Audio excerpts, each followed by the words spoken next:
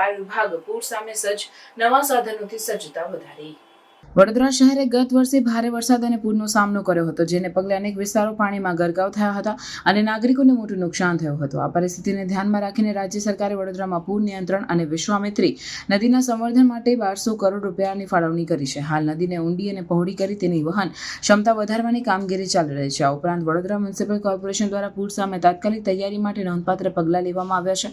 Vadodara fire વિભાગને 16 બોટની માંગણી કરી હતી, જેમાંથી 8 નવી બોટ, ફ્લડ લાઇટ સહિતના આધુનિક સાધનોથી સજ્જ કરવામાં આવ્યો.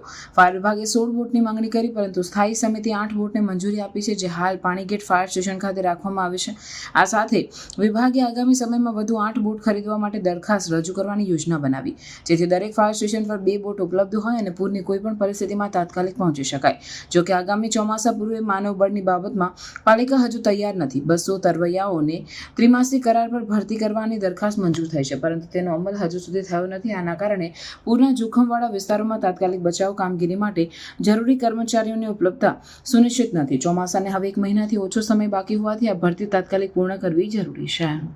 પ્રાર્થના સંદેશ ન્યૂઝની તમામ લેટેસ્ટ અપડેટ્સ માટે ચેનલને હમણાં જ લાઇક, શેર અને સબસ્ક્રાઇબ કરો.